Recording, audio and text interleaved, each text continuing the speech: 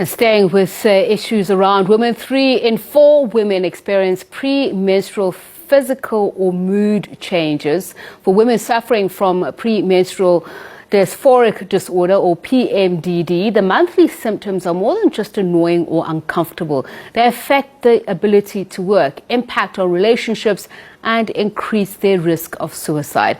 Now, while premenstrual syndrome is well known, affecting at least 75% of women, PMDD is a more severe form, recognized as a clinical mental health condition and affecting approximately 5% of women. Some describe feeling as if a switch has been flicked to turn them into a different person in the week before their menstrual period. Dr. Bhavi Vaitilingam is a member of the South African Society of Psychiatrists. She says PMDD impacts severely on a woman's quality of life and ability to function.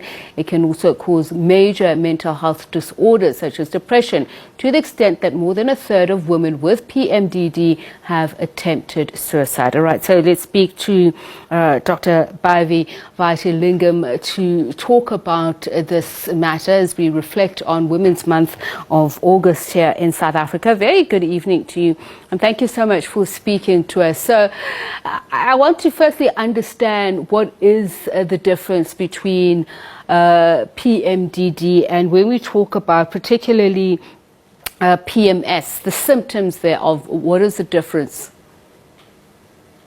So PMS, as you mentioned, affects many women, 75 to 80% of women.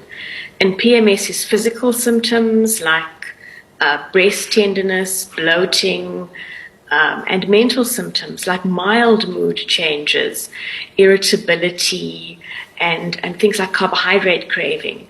But it doesn't really impact on your functioning or impact on your relationships. PMS symptoms, women can still function, they can still cope, it goes away very quickly.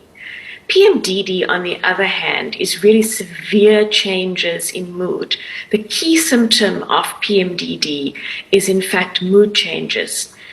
For that period of the month, women experience clearly diagnosable changes that equate to a major depressive disorder or severe problems with anxiety.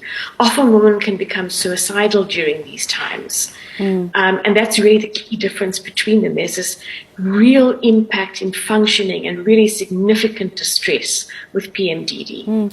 I want to just go back again to the issue of PMS. We know that women also experience menstrual pain in varying degrees. Women with endometriosis, for instance, are prone to very severe period pain, severe bleeding, etc. So is this sort of like a middle ground? I just want to understand who's vulnerable to PMDD, and is there a particular stage when it presents itself? Because women who then also become premenopausal will experience bodily changes as well, which also have a mental, chemical defect. So PMDD is really linked more to mood disorders than it is to physical conditions. Okay. And PMDD can really present at any time during the course of a woman's life. Women with PMDD typically start presenting with their symptoms during their late teens, early 20s, but you can really get it at any time. Some women do present for the first time later in life after they've had their kids or during the perimenopausal time. The major risk factors are women who've got other mental health problems. So women who've experienced depression or anxiety at other times of their lives, particularly in later life, women who've experienced depression or anxiety with childbirth. And PMDD is in itself a risk factor for postnatal depression, and it's a risk factor for women who have worse mood and anxiety problems during menopause. Are you saying these women are predisposed to getting PMDD, and how is it diagnosed, particularly a correct diagnosis? what we need to look at is we need to track mood during the menstrual cycle. And ideally, we want to look at 3 menstrual cycles going forward. So to make a diagnosis of PMDD, we need to look at marked changes in mood that happen in the second half of the menstrual cycle. That's after ovulation. And these changes in mood must resolve within a week of the onset of getting your period. Some women have mood changes throughout their menstrual cycle, but they get worse during menstruation or worse just before their period. That wouldn't be PMDD. It's still something we address, but we wouldn't be PMDD. For PMDD, women would be essentially normal during the first half of their menstrual cycle, and then in the second half of their menstrual cycle, they'd have these really, really severe mood changes that pretty much with the onset of their period would go away within a couple of days. I see that ovarian cysts play a role in terms of healing options. What is the relationships? Sorry, just say that again for me. Ovarian cysts. So there is a relationship between polycystic ovarian syndrome and PMDD, in that some women who have polycystic ovarian syndrome get worse PMDD symptoms. And we think that's related to the general hormonal dysregulation in both of these conditions. And we think that it might be related to a hormone called progestogen, which is raised, and particularly raised in the second half of the cycle. And through the hormonal treatment of both these conditions, we can get resolution of both these symptoms. So in women with ovarian cysts, we would work closely together with the gynecologist to treat both these conditions and hopefully get resolution of both these conditions. I see there's mention of antidepressants and birth control pills, the role that they can play, particularly in controlling hormone levels and relieving physical aches. But I want to understand, when we talk about overall menstrual health, including lifestyle changes, what are we talking about here? And also we talk about period poverty. If you can just juxtapose that for me.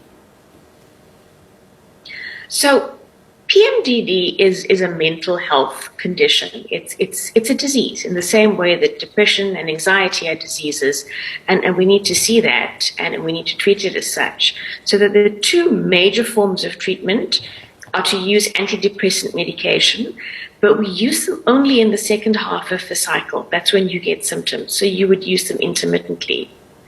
Some women respond very well to taking an oral contraceptive pill, and we can use that either alone or together with the antidepressants. So those are the treatments for PMDD. PMDD is not going to go away just with general good menstrual health. General good menstrual health is really, really important, but it's not a treatment on its own for PMDD. It is an important adjunct. So things like good menstrual hygiene, exercise, good sleep habits, supplementing with omega-3 fatty acids, iron supplementation, these are all very important things, and they're very good adjuncts to treatment, but they won't actually treat PMDD. Period poverty is a huge problem in this country. But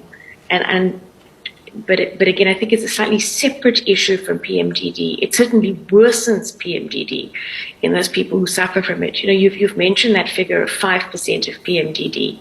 That's a global figure. We don't actually really know what the figure of PMDD in South Africa is, because we haven't really had studies to look at it. Our gut feeling is it might well be higher, given that our general rates of depression in this country are higher, and that we know that poverty is a significant risk factor for mental health problems. All and right. it's reasonable to. We're going to have to leave it there. We're going to have to leave it there, but thank you very much for your time, and hopefully some time during this month we will talk about period poverty, because unfortunately when we talk about how to help the girl child, we often just reduce it to giving the girl child menstrual pads, but we need to go a little bit deeper into it, what is involved in their menstrual health and well-being. Dr. Bhavi Vaitalingam is with the South African Society of Psychiatrists. We're going to leave it there for now. We are back again with more news here on The Globe. You're watching SABC News Channel.